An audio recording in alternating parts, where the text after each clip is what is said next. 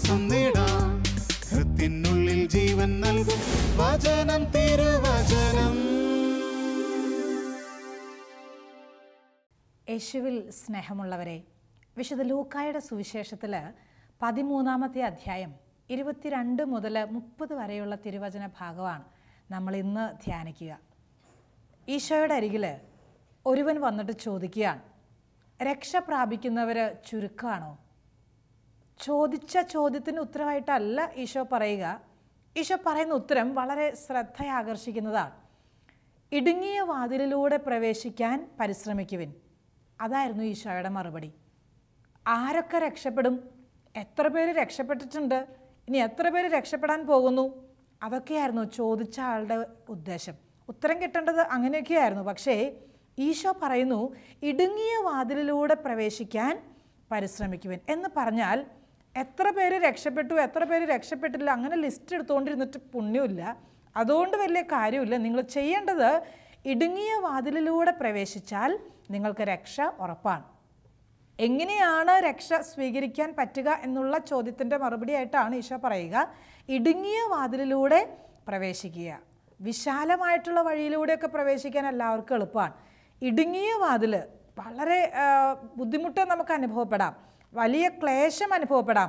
ഇടുങ്ങിയ വാതിലിലൂടെ പ്രവേശിച്ചാൽ നിനക്ക് രക്ഷ ഉറപ്പ് എന്ന് ഈശോ നമുക്ക് പറഞ്ഞു തരികയാണ്. എങ്ങനെയൊക്കെയാണ് ഈ ഇടുങ്ങിയ വാതിൽ നമ്മുടെ ജീവിതത്തിൽ അനുഭവപ്പെടുക? നമുക്കൊന്ന് കാണാം, നമുക്കതൊന്ന് ധ്യാനിക്കാം. ഒന്നാമത്തെ കാര്യം, ഇല്ലായ്മകളുടെ, ദാരിദ്ര്യത്തിൻ്റെ, പിന്നെന്താണ്, ഞെരുക്കപ്പെടലുകളുടെയൊക്കെ അനുഭവങ്ങൾ ഇടുങ്ങിയ വാതിലിൻ്റെ അനുഭവത്തിലേക്കാണ് നമ്മളെ നയിക്കുക. ഇല്ലായ്മകളുടെ അനുഭവം ഉണ്ടായിട്ടില്ലേ? എത്രയോ അനുഭവങ്ങൾ. ദാരിദ്ര്യം ഉണ്ടായിട്ടില്ലേ? എത്രയോ സാഹചര്യങ്ങളിൽ. ഞെരുക്കപ്പെടുന്നൊരു അനുഭവം, അത് ഇടുങ്ങിയ വാതിലാണെന്ന് കർത്താവ് നമ്മളെ പഠിപ്പിച്ചു തരും. വിശുദ്ധ ഫൗസ്റ്റീനയുടെ ജീവിതത്തിൽ ഒരനുഭവം ഉണ്ടായിരുന്നത് ഓർക്കുകയാണ്. വളരെ ചെറിയ പ്രായത്തിൽ തന്നെ കർത്താവ് തിരഞ്ഞെടുക്കുകയാണ് ഈ ഹെലൻ എന്ന പെൺകുട്ടിയെ. കർത്താവ് പറയുന്നു, എനിക്ക് വേണ്ടി നിൻ്റെ ജീവിതം മാറ്റിവെക്കാൻ വീട്ടിൽ നിന്ന് ഇറങ്ങിപ്പോരുക, മഠത്തിലേക്ക് പോരുക. കർത്താവ് ഒരു ക്ഷണം കൊടുക്കുകയാണ്, വിളി കൊടുക്കുകയാണ്. ഈ ഹെലൻ എന്ന പെൺകുട്ടിക്ക് അന്ന് മനസ്സിലായി, മടത്തി പോകാനുള്ള പൈസയൊന്നും തൻ്റെ കൈവശമില്ല. അതുകൊണ്ടൊരു വീട്ടിൽ പണിക്ക് പോയിട്ട് അങ്ങനെ അവിടെ നിന്ന് കിട്ടിയ വേതനമൊക്കെ സ്വീകരിച്ച് അവൾ അല്പം അത്യാവശ്യത്തിന് വേണ്ട പൈസയൊക്കെ സമ്പാദിച്ച് അവൾക്ക് വേണ്ട വസ്ത്രവും മറ്റു കാര്യങ്ങളൊക്കെ വാങ്ങാൻ അതിനൊക്കെ പൈസയൊക്കെ അവൾ ഒരുക്കി അവൾ കോൺവെൻറ്റിലേക്ക് ചേരുകയാണ്. സന്തോഷമായിട്ട് ഈശോയുടെ കൂടെ മുന്നോട്ട് പോവുകയാണ്. നിത്യവ്രത വാഗ്ദാനം ചെയ്യുന്ന ദിവസം വരികയാണ്.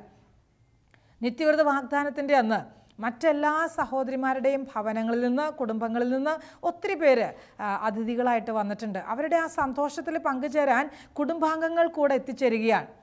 കൂട്ടത്തിലുണ്ടായിരുന്ന, അവരുടെ ബാച്ചിലുണ്ടായിരുന്ന എല്ലാ സിസ്റ്റേഴ്സിൻ്റെയും വീട്ടിൽ നിന്ന് ഒത്തിരി പേര് പങ്കുചേരാൻ, ശുശ്രൂഷകളിൽ പങ്കുചേരാൻ, തിരുക്കർമ്മങ്ങളിൽ പങ്കെടുക്കാൻ വന്നായിരുന്നു. പക്ഷേ ഫൗസ്റ്റീനായുടെ വീട്ടിൽ നിന്ന് ഒരാൾ പോലും വന്നില്ല.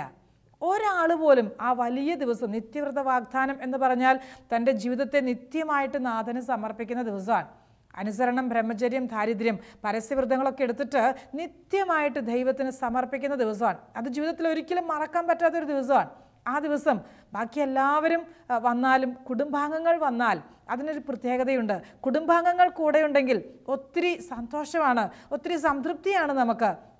ഫൗസ്റ്റീനയുടെ വീട്ടിൽ നിന്ന് ആരും വന്നില്ല. കാരണം എന്തേന്നറിയാവോ?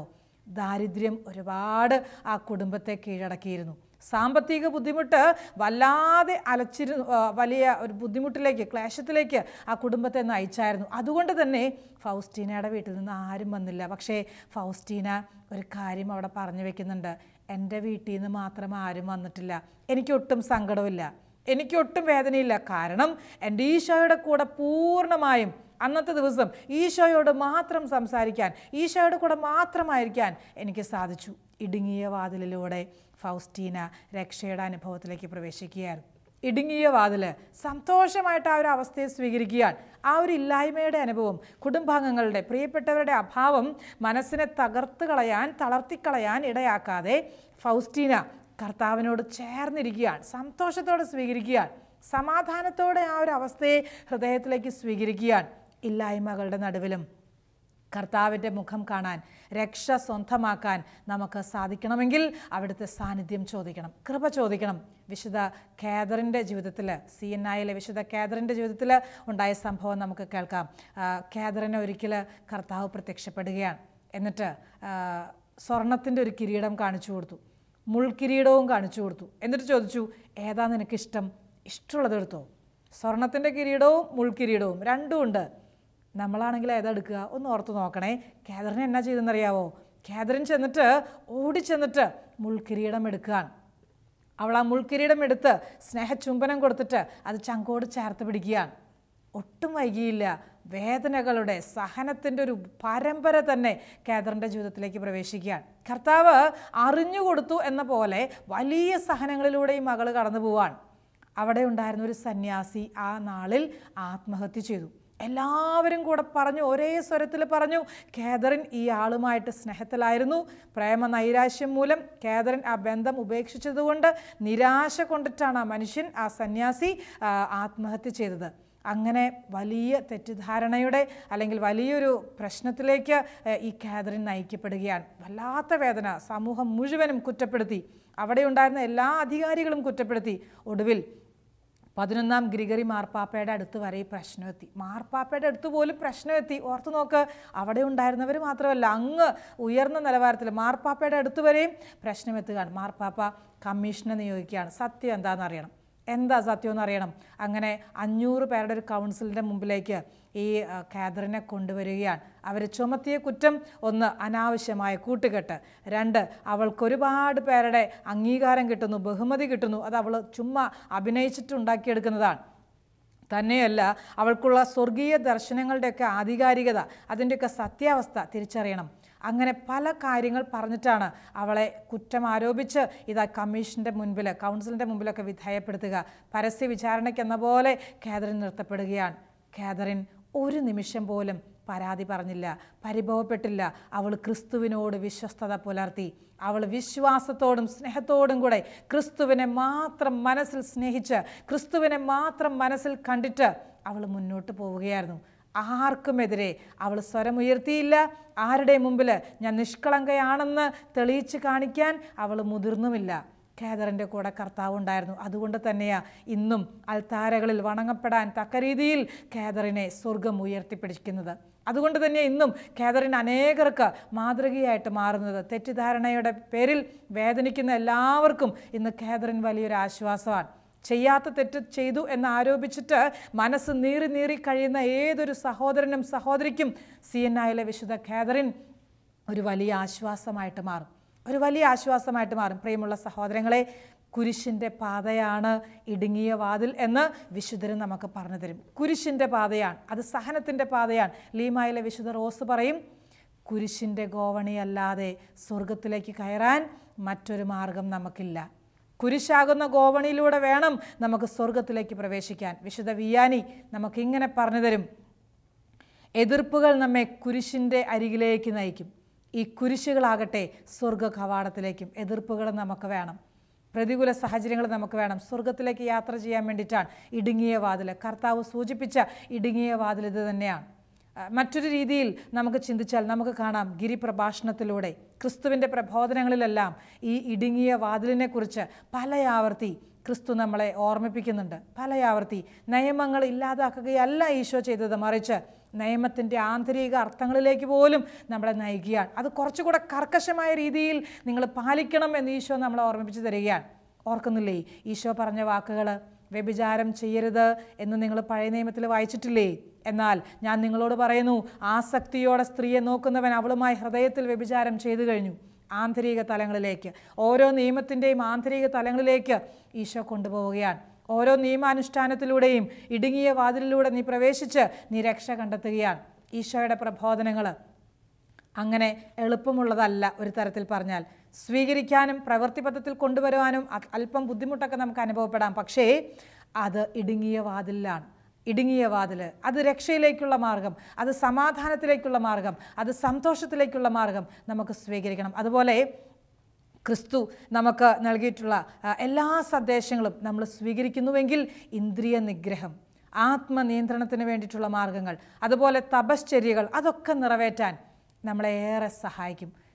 ഇടുങ്ങിയ വാതിൽ എന്ന് പറയുമ്പോൾ ഈ ഇന്ദ്രിയ നിഗ്രഹം തന്നെയാണ്, ആത്മനിയന്ത്രണം തന്നെയാണ്. അതുകൊണ്ട് തന്നെയാണ് വിശുദ്ധ ലൂക്കായുടെ സുവിശേഷത്തിൽ 9-ാമത്തെ അധ്യായം 23-ാമത്തെ വചനത്തിൽ നമ്മൾ വായിക്കുക, എന്നെ അനുഗമിക്കാൻ ആഗ്രഹിക്കുന്നവൻ സ്വയം പരിത്യജിച്ച് തൻ്റെ കുരിശുമെടുത്ത് എൻ്റെ പിന്നാലെ വരട്ടെ. ഗലാത്യക്കാർക്കുള്ള ലേഖനത്തിൽ 5-ാമത്തെ അധ്യായം 24-ാമത്തെ തിരുവചനത്തിൽ പൗലോസ്ലീഹ ഇങ്ങനെ പറയുന്നുണ്ട്, യേശു ക്രിസ്തുവിനുള്ളവർ തങ്ങളുടെ ശരീരത്തെ, തങ്ങളുടെ ജഡത്തെ അതിൻ്റെ മോഹങ്ങളോടും അതിൻ്റെ വികാരങ്ങളോടും കൂടെ ക്രൂശിച്ചിരിക്കുന്നു. എല്ലാ മോഹങ്ങളും എല്ലാ വികാരങ്ങളും യേശു ക്രിസ്തുവിൻ്റെ കുരിശിൽ ക്രൂശിക്കാൻ തക്കവിധം ഓരോ ക്രൈസ്തവനും ഓരോ വിശ്വാസിയും മുന്നിട്ടിറങ്ങണമെന്ന്, അതിനുവേണ്ടി പരിശ്രമിക്കണമെന്ന് ഈശോ നമ്മളെ ഓർമ്മിപ്പിക്കുകയാണ്. ഇടുങ്ങിയ വാതിലിലൂടെ പ്രവേശിക്കാൻ നിങ്ങൾ പരിശ്രമിക്കുവിൻ. പരിശ്രമമേറെ ആവശ്യം. ലോകത്തിൻ്റെ മോഹങ്ങളെയും ലോകത്തിൻ്റെ താല്പര്യങ്ങളെയും കുരിശിൽ തറയ്ക്കാൻ, ക്രൂശിക്കുവാൻ നമുക്ക് താല്പര്യം കാണിക്കാം, നമുക്ക് ഇഷ്ടം കാണിക്കാം, നമുക്ക് സന്തോഷം അറിയിക്കാം നമ്മുടെ കർത്താവിനോട്. ഇടുങ്ങിയ വാതിലിലൂടെ വേണം നമുക്ക് പ്രവേശിക്കാൻ. അതുപോലെ ഉപേക്ഷയുടെ വാതിലാണ് ഇടുങ്ങിയ വാതിൽ. ഉപേക്ഷിക്കുകയാണ് എല്ലാം. അയർലൻഡിലെ ഒരു മഹാവിശുദ്ധനുണ്ട്, വിശുദ്ധ കൊളുമ്പൻ. സുന്ദരനാണ്, മിടുക്കനാണ്, നല്ല ചുണക്കുട്ടനാണ്. ഈ കൊളുമ്പൻ എന്ന പേരുള്ള ഈ വിശുദ്ധൻ അനേക പെൺകുട്ടികൾ, യുവതികൾ ഇദ്ദേഹത്തിൻ്റെ മേൽ നോട്ടം കിട്ടും. കൂടെ ജീവിക്കാൻ, കൂടെ ഇരിക്കാൻ, ഒന്ന് മിണ്ടാൻ, ഒന്ന് കാണാൻ വലിയ ആഗ്രഹമാണ്. കൊളുമ്പിന് കാര്യം മനസ്സിലായി. എന്താ ചെയ്തെന്നറിയാവോ? ഇങ്ങനെയുള്ള ലോകത്തിൻ്റെ മോഹങ്ങളിൽ നിന്നൊക്കെ രക്ഷപ്പെടാൻ വീട് വിട്ടിറങ്ങാൻ, നാട് വിട്ടു പോകാൻ തീരുമാനിക്കുകയാണ്. ഈ കൊളുമ്പൻ ചെയ്ത കാര്യം സ്വന്തമെന്ന് കരുതിയിരുന്നതിനെ മുഴുവൻ ഉപേക്ഷിക്കാൻ തയ്യാറാവുകയാണ്. അമ്മ ഈ വാർത്ത കേട്ടപ്പോൾ, വീട്ടിൽ നിന്ന് ഈ മകൻ ഇറങ്ങിപ്പോകുകയാണ് എന്ന് കേട്ടപ്പോൾ അമ്മയ്ക്ക് വലിയ സങ്കടം. അമ്മ എന്നാ ചെയ്തെന്നറിയാവോ? അമ്മ വീട്ടിൽ നിന്ന് ഇറങ്ങുന്ന സമയത്ത് ആ വാതിലിൻ്റെ അടുത്ത് പോയിട്ട് അങ്ങ് വിലങ്ങ് തടി പോലെ കിടക്കുകയാണ്. കൊളുമ്പിന് അത് പ്രശ്നമായിട്ട് തോന്നിയില്ല. കൊളുമ്പിന് എന്നാ ചെയ്തു? അമ്മയെ കവച്ച് വെച്ചിട്ട് അങ്ങ് ഇറങ്ങിപ്പോവാൻ, ധൈര്യമായിട്ട് ഇറങ്ങിപ്പോവാൻ. ക്രിസ്തുവിനെ സ്വന്തമായിട്ട് സ്വീകരിക്കുന്നവർ, ദൈവമായിട്ട് കാണുന്നവർ, രക്ഷ പ്രാപിക്കാൻ ആഗ്രഹിക്കുന്നവർ ധൈര്യമായി കാൽവെപ്പുകൾ മുന്നോട്ട് വെക്കേണ്ടവരാണ്. എത്ര വലിയ പ്രതിസന്ധിയെയും നേരിടാനുള്ള ഒരു ആത്മധൈര്യത്തിലേക്ക്, ഒരാത്മവിശ്വാസത്തിലേക്ക് നമ്മൾ പ്രവേശിക്കേണ്ടിയിരിക്കുന്നു. ഉപേക്ഷയുടെ വാതിലാണ് ഇടുങ്ങിയ വാതിലെന്ന് വിശുദ്ധർ നമ്മളെ പഠിപ്പിച്ചു തരും. പാപപ്രലോഭനങ്ങളെ പരിത്യജിക്കേണ്ടവരാണ് ഇടുങ്ങിയ വാതിലിലൂടെ പ്രവേശിക്കുന്നവർ. ഇടുങ്ങിയ വാതിലിലൂടെ പാപപ്രലോഭനങ്ങൾ എന്താണെങ്കിലും, ഏതവസ്ഥയാണെങ്കിലും, സക്കേവൂസ് ഒന്ന് ഓർത്തു നോക്കിയേ, അവനൊരുപാട് പാപത്തിൻ്റെ മാർഗങ്ങൾ ഉപയോഗിച്ചിട്ടാണ് സമ്പത്തൊക്കെ വർദ്ധിപ്പിച്ചത്. അതുകൊണ്ട് തന്നെയാണ് ഈശോ വന്നപ്പോൾ, ഈശോ അരികിലേക്ക് വീട്ടിൽ വന്ന് ഇച്ചിരി നേരമൊക്കെ സംസാരിച്ച് കഴിഞ്ഞപ്പോൾ, ഒരുമിച്ചിരുന്ന് ഭക്ഷണമൊക്കെ കഴിച്ചു കഴിഞ്ഞപ്പോൾ സക്കേവൂസ് പറഞ്ഞു, ഞാൻ വഞ്ചിച്ചെടുത്തതൊക്കെ തിരിച്ചു കൊടുത്തുകൊള്ളാം, ഞാൻ കൊടുക്കാതെ പിടിച്ചു വെച്ചിട്ടുള്ളത് മുഴുവനും തിരിച്ചു കൊടുത്തുകൊള്ളാം പറഞ്ഞില്ലേ? ഈശോ പറഞ്ഞു, ഇന്ന് ഈ ഭവനത്തിന് രക്ഷ കൈവന്നിരിക്കുന്നു. ഇന്ന് ഈ ഭവനത്തിന് പാപത്തിൻ്റെ പ്രവൃത്തികളെ ഉപേക്ഷിക്കാമെന്ന് തീരുമാനമെടുക്കുമ്പോൾ, പാപത്തിന് പരിഹാരം ചെയ്യാമെന്ന് തീരുമാനമെടുക്കുമ്പോൾ ഈശോ പറയും, നീ രക്ഷയിലേക്ക് പ്രവേശിച്ചു കഴിഞ്ഞു, രക്ഷയുടെ വാതിലിലൂടെ നീ പ്രവേശിച്ചു കഴിഞ്ഞു. സഹോദര, സഹോദരി, പാപം ചെയ്യാനുള്ള പ്രലോഭനങ്ങൾ ഇടയ്ക്കിടയ്ക്ക് ഉണ്ടാവും, എപ്പോഴും തന്നെ ഉണ്ടാവും, എല്ലാ സമയവും. വളരെ എന്താ പറയുക, നമുക്ക് മനസ്സിലാക്കാൻ പറ്റാത്ത രീതിയിൽ സൂത്രശാലിയായ തിന്മ നമ്മുടെ മേൽ പാപത്തിൻ്റെ പ്രേരണകളും പ്രലോഭനങ്ങളും നമ്മുടെ ജീവിതത്തിൽ കൊണ്ടുവരാൻ സാധ്യതയുണ്ട്. പിടിച്ചു നിൽക്കാൻ പറ്റണം. പിടിച്ചു നിൽക്കാൻ ഇടുങ്ങിയ വാതിലിലൂടെ വേണം നമുക്ക് പ്രവേശിക്കാൻ. അതുപോലെ കരുണയും ക്ഷമയും ശുശ്രൂഷയുടെ പ്രവർത്തികളും ഉപവിപ്രവർത്തികളൊക്കെ ചെയ്തുകൊണ്ട് നമ്മൾ മുന്നോട്ട് പോകുമ്പോൾ നമ്മൾ ഇടുങ്ങിയ വാതിലിലൂടെ നടക്കുകയാണ്. ക്ഷമിക്കാൻ എളുപ്പമല്ല കേട്ടോ, അല്പം പോലും എളുപ്പമല്ല. എങ്ങനെ സഹായിച്ചിട്ട് മന്ദബുദ്ധികളെ, മാനസിക രോഗികളെ, അനാഥാലയങ്ങൾ സംരക്ഷിക്കുന്നവരൊക്കെ കണ്ടിട്ടില്ലേ? അവരൊക്കെ എത്രയധികം സഹിച്ചിട്ടാണ് എത്രയോ കാര്യങ്ങൾ കണ്ടില്ല എന്ന് വെച്ച്, കേട്ടില്ല എന്ന് വെച്ച്, മറന്നു കളഞ്ഞ്, മായ്ച്ചു കളഞ്ഞ്, മനസ്സിൽ നിന്ന് എഴുതിത്തള്ളി, അങ്ങനെ എത്രയോ അനുഭവങ്ങളിലൂടെ അവരുടെ ഓരോ നിസ്വാർത്ഥമായിട്ടുള്ള സേവനങ്ങൾ കാഴ്ചവെച്ചിട്ടാണ് അവർ ഓരോ ദിവസവും ദൈവത്തെ മഹത്വപ്പെടുത്തുക. ക്ഷമയുണ്ടതിൽ, കാരുണ്യമുണ്ടതിൽ. കരുണയുടെ വാതിലിലൂടെ തന്നെയാണ്, ക്ഷമയുടെ വാതിലിലൂടെ തന്നെയാണ് അവർ മുന്നോട്ട് പോവുക. ഇടുങ്ങിയ വാതിലിലൂടെ രക്ഷ സ്വീകരിക്കാൻ ആഗ്രഹിക്കുന്നവർ, അങ്ങനെ ക്രിസ്തുവിനെ മഹത്വപ്പെടുത്താൻ താല്പര്യം കാണിക്കുന്നവർ. പ്രിയമുള്ള സഹോദരങ്ങളെ, വിശുദ്ധ ഡാമിയൻ്റെ ജീവിതത്തിൽ ഓർക്കുന്നില്ലേ?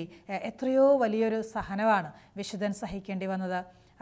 ഗത്സമനിയിൽ ഈശോയുടെ അരികിലേക്ക് വന്ന ആ ദൂതൻ, ശക്തി കൊടുക്കാൻ വന്ന ദൂതൻ ഡാമിയനെയും ശക്തി കൊടുത്തായിരുന്നു. അല്ലെങ്കിൽ ഡാമിയൻ വല്ലാണ്ട് തളർന്നു പോയേനെ. കാരണം സ്വന്തമായിട്ടുണ്ടായിരുന്നവരെയൊക്കെ വേണ്ട എന്ന് വെച്ചിട്ട് ഈശോ കാണിച്ചു തന്ന വഴിയിലൂടെ ഈശോയുടെ ഇഷ്ടം നിറവേറട്ടെ എന്ന് പറഞ്ഞിട്ട് കുഷ്ഠരോഗികളുടെ അടുത്തേക്ക് ശുശ്രൂഷിക്കാൻ വരികയാണ്.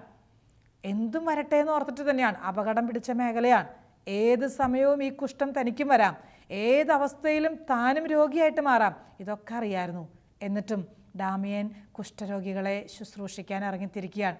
ഏതാനും നാളുകൾ ഉറക്കമില്ലാതെ, വിശ്രമമില്ലാതെ, ഭക്ഷണമില്ലാതെ മുഴുവൻ സമയവും ഈ കുഷ്ഠരോഗികളുടെ കൂടെ നടന്ന് അവർക്ക് വേണ്ടത് ചെയ്തു കൊടുത്ത് വലിയ ശുശ്രൂഷ ചെയ്ത് നടക്കുന്നതിനിടയിലാണ് വലിയൊരു ദുരന്തത്തിൻ്റെ വാർത്ത ഇദ്ദേഹം മനസ്സിലാക്കുക. ഇദ്ദേഹത്തിന് കുഷ്ഠരോഗം വന്നു. ഡാമിയൻ കുഷ്ഠരോഗിയായി മാറി. എല്ലാവരും പറഞ്ഞു ഡാമിയൻ തെറ്റുകാരനാണ്. കാരണം ആ കാലഘട്ടത്തിൽ ഒരു ധാരണയുണ്ടായിരുന്നു, കുഷ്ഠരോഗം പടർന്നു പിടിക്കുന്നത് ലൈംഗിക ബന്ധത്തിലൂടെയാണ്, അല്ലാതെ കുഷ്ഠരോഗം വരികയല്ല എന്നാണ് ഓർത്തുകൊണ്ടിരുന്നത്. അതുകൊണ്ട് തന്നെ എല്ലാവരും കുറ്റപ്പെടുത്തി. കുഷ്ഠരോഗികളൊന്നും കാണുമ്പോൾ മിണ്ടാതെയായി. അവർ ചിരിക്കാറില്ല. ഡാമിയനെ കാണുമ്പോൾ ചിരിക്കുകയല്ല, ഡാമിയനോട് സംസാരിക്കാൻ വരികയല്ല, ഡാമിയൻ്റെ അടുത്തേക്ക് വരാൻ കൂട്ടാക്കുകയല്ല. എല്ലാവരും ഒറ്റപ്പെടുത്താൻ തുടങ്ങി, എല്ലാവരും തഴയാൻ തുടങ്ങി. എല്ലാവരിൽ നിന്നും വേദനകൾ മാത്രം ഡാമിയൻ സ്വീകരിക്കുകയാണ്. എന്തിനേറെ സ്വന്തം അമ്മ പോലും തെറ്റിദ്ധരിച്ചു. തന്നെ പ്രസവിച്ച് തന്നെ വളർത്തിയ വലിയ ശക്തിയായിട്ട് നിലകൊണ്ടിരുന്ന തൻ്റെ അമ്മ പോലും ഡാമിയനെ സംശയിക്കുകയാണ്, ഡാമിയനെ കുറ്റപ്പെടുത്തുകയാണ്. ആ നാളിൽ തന്നെ അധികം വൈകാതെ ഡാമിയൻ്റെ അമ്മ തളർന്നുപോയി. ശരീരം ആ വേദന സഹിക്കാൻ പറ്റാഞ്ഞിട്ട് അമ്മ അതങ്ങ് വിശ്വസിച്ച് പോയി. പാവം അമ്മയുടെ ശരീരം തളർന്നു പോയി. അധികം വൈകിയില്ല, ഈ അമ്മ മരിച്ചു പോവാൻ. ആ ഒരു തെറ്റിദ്ധാരണ അതിൽ വിശ്വസിച്ചിട്ട് തന്നെ അങ്ങനെ ഒരു അവസ്ഥയിൽ തന്നെ അമ്മ മരിച്ചു പോവാൻ. പിന്നീടാണ് ജനം തിരിച്ചറിയുക, ഡാമിയൻ തെറ്റ് ചെയ്തിട്ടല്ല കുഷ്ഠരോഗിയായത്, തെറ്റ് ചെയ്തിട്ടല്ല. സ്വർഗം മാനിച്ചു ഡാമിയൻ്റെ വേദന, സ്വർഗം അംഗീകരിച്ചു ഡാമിയൻ്റെ ക്ഷമ. പ്രിയമുള്ള സഹോദരങ്ങളെ, എത്രയോ ജീവിതങ്ങളുണ്ട്, എത്രയോ സഹോദരങ്ങൾ നമ്മുടെ ഇടയിലും ഇല്ലേ? എത്ര സഹിച്ചാലും എത്ര വേദന കിട്ടിയാലും അവരതൊക്കെ അങ്ങ് എളുപ്പം ക്ഷമിക്കും, അവരത് എളുപ്പം മായ്ച്ചു കളയും.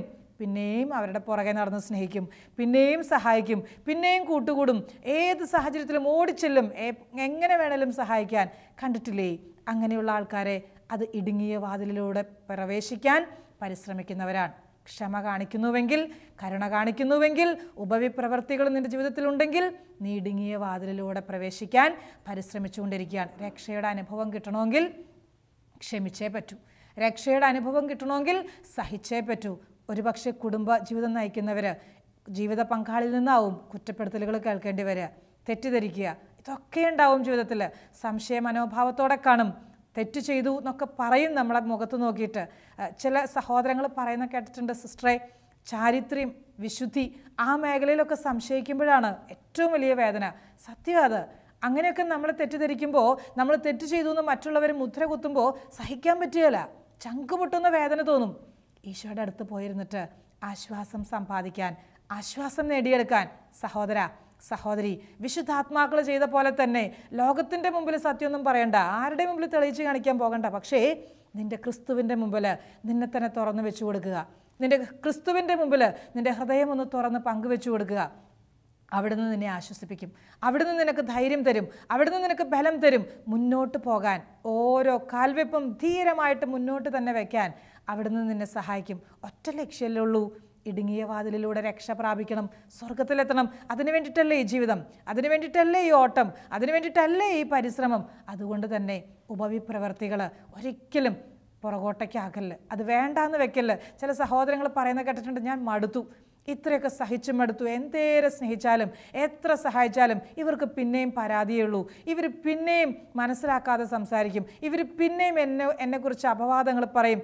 നിർത്തുകയാണ്, മടി പിടിക്കുകയാണ്, ഇനി എന്നെ കൊണ്ട് പറ്റുകയില്ല. അങ്ങനെ പറയുന്ന അനേകരെ കണ്ടിട്ടുണ്ട്. സഹോദര, സഹോദരി, നീ രഹസ്യത്തിൽ ചെയ്യുന്ന ഓരോ പ്രവൃത്തിയും സ്വർഗത്തിൽ രേഖപ്പെട്ടു കഴിഞ്ഞു. നീ രഹസ്യത്തിൽ ചെയ്യുന്ന ഓരോ ഉപവിപ്രവൃത്തിയും, ക്ഷമയുടെ ഓരോ മേഖലയും, കരുണ കാണിക്കുന്ന ഓരോ അനുഭവവും സ്വർഗത്തിൽ തങ്കലിപികളിൽ എഴുതപ്പെട്ട് കഴിഞ്ഞു. നമുക്ക് വിശ്വസിക്കാം. ആരും കണ്ടില്ല എന്ന് നീ ഓർക്കല്ല, ആരും അറിഞ്ഞിട്ടില്ല, ആരും മനസ്സിലാക്കിയിട്ടില്ല എന്ന് നീ സങ്കടപ്പെടരുത്. മറിച്ച് നിന്റെ ക്രിസ്തു, നിന്റെ ദൈവം അത് മുഴുവൻ വായിച്ചിട്ടുണ്ട്, അത് മുഴുവൻ മനസ്സിലാക്കിയിട്ടുണ്ട്, അത് മുഴുവനും കണ്ടിട്ടുണ്ട്. ക്രിസ്തു സഹായിക്കാതിരിക്കുമോ?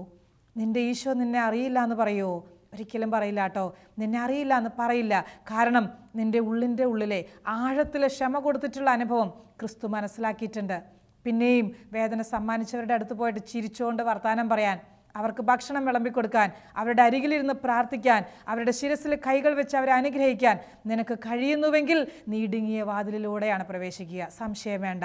രക്ഷയുടെ മാർഗത്തിലേക്ക് നീ പ്രവേശിച്ചു കഴിഞ്ഞു. പ്രിയമുള്ള സഹോദരങ്ങളെ, നമ്മുടെ ജീവിതത്തിൽ നമുക്കറിയാം, സ്നേഹത്തെ പ്രതി സ്വയം നഷ്ടപ്പെടുത്തുമ്പോഴാണ് നമ്മൾ ഈ ക്രിസ്തു ആഗ്രഹിക്കുന്ന വഴിയിലൂടെ നമുക്ക് നടക്കാൻ പറ്റുക. സ്നേഹത്തെ പ്രതിയാണ് നമ്മൾ സകലതും നഷ്ടപ്പെടുത്തുക. സ്നേഹത്തെ പ്രതി മാത്രം.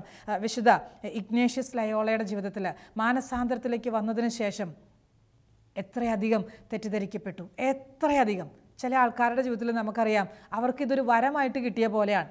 ഒരു പ്രശ്നം തീരുമ്പോഴേക്കും അടുത്ത പ്രശ്നം, ഒരു കേസ് കെട്ടൊന്ന് അവസാനിപ്പിച്ച് ഇങ്ങോട്ട് നീങ്ങുമ്പോഴേക്കും അടുത്ത കേസ് കെട്ട്. ഇതുപോലെ തന്നെ ഈ ഇഗ്നേഷ്യസ് ലയോളയുടെ ജീവിതത്തിൽ മാനസാന്തരത്തിന് ശേഷം എത്രയധികം പ്രാവശ്യമാണ് തെറ്റിദ്ധരിക്കപ്പെട്ടത്. ഒട്ടുമിക്ക സമയവും ജയിലിൽ തന്നെയാണ്, ഒട്ടുമിക്ക സമയം വിചാരണയ്ക്ക് നിർത്തപ്പെടുകയാണ്, എല്ലാവരും കൂടെ കുറ്റം ആരോപിക്കുകയാണ്. ഒരേ ചോദ്യം തന്നെ പല ആളുകൾ വന്നിട്ട് പിന്നെയും അത് തന്നെ ചോദിച്ചുകൊണ്ടിരിക്കുകയാണ്. എന്തേരം മാനസിക ക്ലേശം അനുഭവിച്ചിട്ടുണ്ടാവും, എത്രയധികം വേദനിച്ചിട്ടുണ്ടാവും വിശുദ്ധ ഇഗ്നേഷ്യസ് ലയോള. ജീവിതകാലത്ത് മുഴുവനും അസ്വസ്ഥതയോടെ എന്ന് പറഞ്ഞാൽ ഹൃദയത്തിലൊരു ഭാരം തോന്നിയിട്ടുണ്ടാവും തീർച്ചയായിട്ടും. എത്ര ചിരിച്ചിട്ടുണ്ടെങ്കിലും, ലോകത്തിൻ്റെ മുമ്പിൽ ഒരു പ്രശ്നവുമില്ലെന്ന് കാണിച്ചിട്ടുണ്ടെങ്കിലും, പ്രദർശിപ്പിച്ചിട്ടുണ്ടെങ്കിലും ഉള്ളിൻ്റെ ഉള്ളിൽ നീറ്റിലൊക്കെ ഉണ്ടായിട്ടുണ്ടാവും. ഉള്ളിൻ്റെ ഉള്ളിൽ വേദനയൊക്കെ തോന്നിയിട്ടുണ്ടാവും. എന്തേ ഇവരെല്ലാവരും എന്നോടിങ്ങനെ, എന്തേ ഇവരെല്ലാം എനിക്കെതിരെ നിൽക്കുന്നു, എന്തേ എന്നെ മാത്രം ഇങ്ങനെ ശ്രദ്ധിക്കുന്നു, എൻ്റെ പുറകെ മാത്രം ഇങ്ങനെ ശ്രദ്ധയോടെ നടക്കുന്നു ചിന്തിച്ചിട്ടുണ്ടാവും. കർത്താവ് ഇഗ്നേഷ്യസ് ലയോളയെ ഒറ്റപ്പെടുത്തിയിട്ടില്ല, ഒരിക്കലും ഒറ്റയ്ക്കാക്കിയില്ല, കൂടെ നടന്നു. ഞാനുണ്ട് നിൻ്റെ കൂടെ. ലോകം നിന്നെ തഴയട്ടെ, ലോകം നിന്നെ വെറുക്കട്ടെ, ലോകം നിന്നെ മാനിക്കാതിരിക്കട്ടെ, ഞാനുണ്ട് നിൻ്റെ കൂടെ. നീ കരയണ്ട, നീ തളരണ്ട, നീ ധൈര്യമായിട്ടിരിക്കുക. വിശുദ്ധരുടെ കൂടെ ക്രിസ്തുവിൻ്റെ സാന്നിധ്യം എപ്പോഴും ഉണ്ടായിരുന്നു. അവർക്കൊരു ബലമായിരുന്നു ക്രിസ്തുവിൻ്റെ സാന്നിധ്യം. സഹോദരി, ഇടുങ്ങിയ വാതിലിലൂടെ നമുക്ക് രക്ഷ പ്രാപിക്കണം. ഇടുങ്ങിയ വാതിൽ, വിശാലമായിട്ടുള്ളതല്ല കേട്ടോ, ഇടുങ്ങിയ വാതിൽ.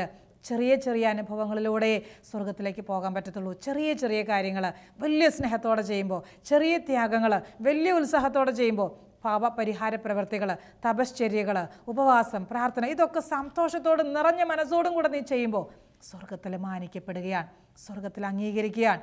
ഏറ്റുവാങ്ങേണ്ടി വരുന്ന എതിർപ്പുകളും പ്രതിബന്ധങ്ങളും കൊടുങ്കാറ്റിൻ്റെ അനുഭവങ്ങളും അത് മുഴുവനും സമചിത്തതയോടെ സ്വീകരിക്കുമ്പോൾ നീ സ്വർഗത്തിലേക്കുള്ള വഴിയിൽ എളുപ്പത്തിൽ പ്രവേശിക്കുകയാണ്. നമുക്ക് ഈ വഴി തന്നെ തിരഞ്ഞെടുക്കാം. സന്തോഷത്തിൻ്റെയും സമാധാനത്തിൻ്റെയും മാത്രമല്ല, ഈശോ ഏത് വഴി എനിക്ക് തരുന്നുവോ അത് മാത്രം നമുക്ക് തിരഞ്ഞെടുക്കാം. ആരുമില്ലെങ്കിലും, ഒറ്റയ്ക്കാണെങ്കിലും കരം പിടിക്കാൻ അവിടുന്ന് വരും. കൂട്ടിന് ഒപ്പമുണ്ടാകാൻ ക്രിസ്തു നിൻ്റെ അരികിലുണ്ടാവും. നമുക്ക് വിശ്വസിക്കാം. ആ കരം പിടിച്ച് നമുക്ക് മുന്നോട്ട് നീങ്ങാം. ഒരു നിമിഷം കണ്ണുകൾ അടച്ച് സ്നേഹത്തോടെ നമുക്ക് പ്രാർത്ഥിക്കാം. കർത്താവേ, ഇടുങ്ങിയ വാതിലിലൂടെ പ്രവേശിച്ച് രക്ഷ സമ്പാദിക്കാൻ എന്നെ സഹായിക്കണേ. എൻ്റെ കൂടെ നിൽക്കണേ.